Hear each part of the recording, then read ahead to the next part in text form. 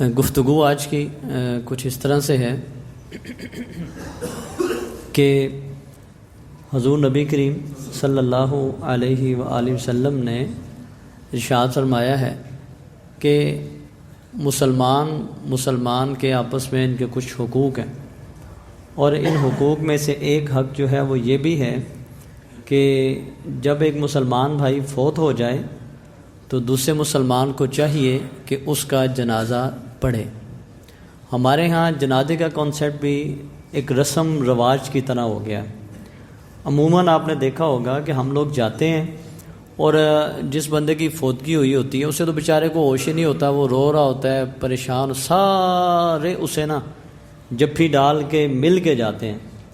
مقصد 100 سے معذرت کے ساتھ میں یہ بات کر رہا ہوں، 100 میں سے 70% لوگ وہ ہوتے ہیں جن کا مقصد ہوتا ہے بندہ مجھے دیکھ لے بس کہ میں آیا تھا۔ یاد رکھیے گا کہ اگر آپ صرف اس نیت سے آئے ہیں کہ حاضری لگ جائے میری، تو آپ یوں سمجھ لیں کہ مرے ہوئے بندے کے ساتھ بھی دھوکہ ہی کرنے آئے ہیں۔ وہاں پہ تو پرخلوص دعاؤں کی ضرورت تھی۔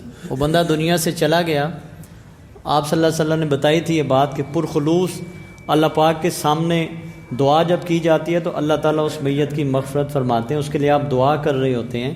لیکن اگر آپ کا مقصد صرف منہ ملازہ اسے پورا کرنا، نمبر بنانا جا کے، تو یہ ایک زیادتی ہے، یہ وہ حق ادا نہیں ہو سکتا۔ آپ کو چاہیے کہ آپ اس کے لیے پرخلوص دعا کی نیت سے جائیں۔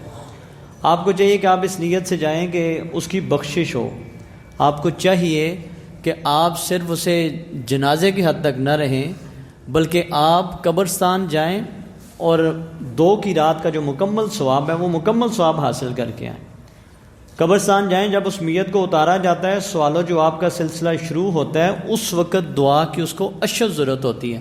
آپ کو چاہیے کہ اس وقت جو ہے اس کے لیے بالخصوص دعائیں کی جائیں۔ جو اس وقت کی دعا ہوتی ہے وہ انتہائی قیمتی دعا ہوتی ہے۔ اس وقت سوال و جواب کا سلسلہ ہے، قبر کے معاملات ہیں، اس کی پہلی منزل ہے وہ۔ عموماً ہمارے یہاں لوگ بس ادھر حاضری لگوائی اور چلے جاتے ہیں۔